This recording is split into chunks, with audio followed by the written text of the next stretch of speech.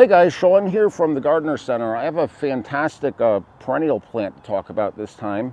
Botanically speaking, this guy is known as Phlox Subulata. And I've always known Phlox Subulata as Creeping Phlox, but it actually goes by many monikers. I've also heard it called Moss Phlox, Mountain Phlox, Mountain Pinks, May Pinks, and although it's not an uncommon plant, I don't think it's used nearly enough because this guy has a lot of good things going on. So I'm going to go over that stuff with you. So as you can see, number one, it's gorgeous. And number two, it gets covered with flowers. So beautiful, beautiful, beautiful bloomer. And it's got a lot going on. So number one, this is a native plant, and I think a lot of people who are gardening with natives and gardening for pollinators kind of miss the boat on this one. This is a fantastic pollen source for bees and butterflies early in the season when it's important. It's also a hummingbird magnet, believe it or not. So it's got that going for it. It's mountain. One of the common names is mountain phlox. So this guy is native to the eastern part of the United States, primarily in the Appalachian mountain area, so like New York, south to North Carolina. It's kind of where the mountain phlox, mountain pinks thing comes from. So it's a native. It's also evergreen. A lot of people don't realize that about this plant. This plant actually keeps its leaves during the winter. It does not die back and disappear like a lot of perennials do.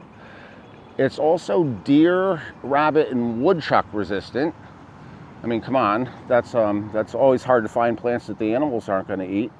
And it's because it's evergreen and it grows in these thick mats like this, you're not going to get any weeds growing through here. So this is almost like a living weed block fabric. So this is a plant that it's going to suppress weeds. This particular example right here is being used exactly as it should be, and this is exactly where it would grow in nature. So it would be growing on like rocky outcroppings in the mountains and in rocky areas. So it's super hardy, it's super tough. It likes gritty, sandy soil. You can even say that it likes poor soil. It's very drought tolerant, and it's also very, very cold hardy. It's hardy to about 20 below zero, all the way to zone 3.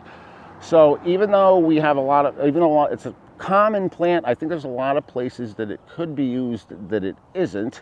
One thing to keep in mind about this beauty though, usually this time of year when we start getting these in the nursery, people will start loading their carts up with them with reckless abandon to bring them home and fill up their containers and window boxes with them because it's early color.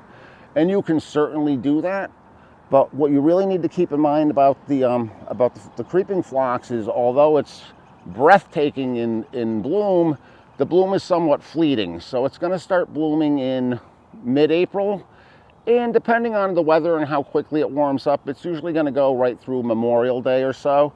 So it's not going to give you season-long color, but it is going to give you this breathtaking color early in the spring.